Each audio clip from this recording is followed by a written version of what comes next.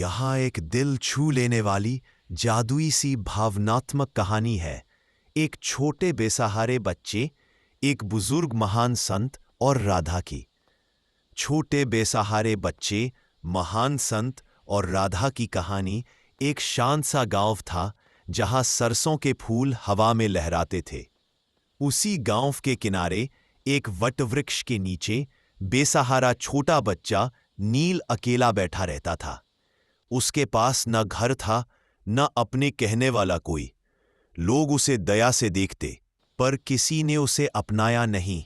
महान संत का आगमन एक दिन गांव में एक बुजुर्ग महान संत, संत शिवप्रिया आए।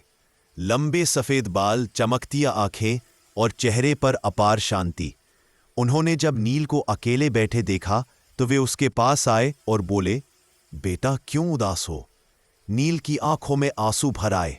मेरे पास कोई नहीं है बाबा, मैं अकेला हूं। संत शिवप्रिया ने उसके सिर पर हाथ फेरा। उसी स्पर्श में इतनी करुणा थी कि का दिल पिघल गया। राधा का दिव्य स्पर्श उस रात जब संत शिवप्रिया ध्यान में बैठे थे तो वातावरण में एक सुगंध फैली।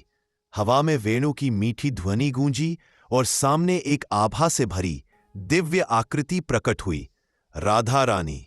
राधा ने मुस्कुराकर कहा, संतवर, यह बालक ईश्वर का अंश है। प्रेम की आवश्यकता है, सहारे की नहीं।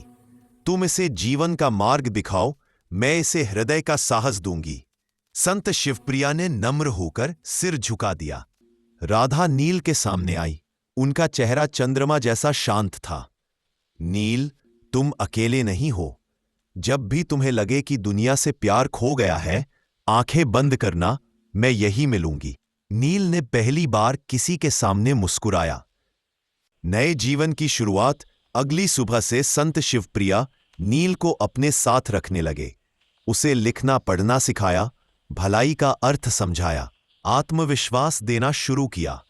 राधा रानी समय समय पर सपनों, पवन की सरसराहट या फूलों की सुगंध के माध्यम से उसे मार्ग दिखाती। जब नील डरता, हवा में मुरली की धुन सुनाई देती और उसका भय मिट जाता। बच्चे की पहचान कुछ वर्षों में नील बड़ा होकर गांव का सबसे दयालु, बुद्धिमान और साहसी युवक बन गया। वह दूसरों की मदद करता, बेसहारा बच्चों का सहारा बनता, ठीक वैसे ही जैसे संत शिवप्रिया ने उसका हाथ पकड़ा था। एक दिन संत ने उससे कहा, बेटा, अब तुम सिर्फ नील नहीं, प्रेम के दूत हो। राधा रानी की कृपा तुम पर है, इसे दूसरों में बांटते रहना। नील ने संत के पैर छुए और उस दिन से वह गांव में छोटा संत नील कहलाने लगा।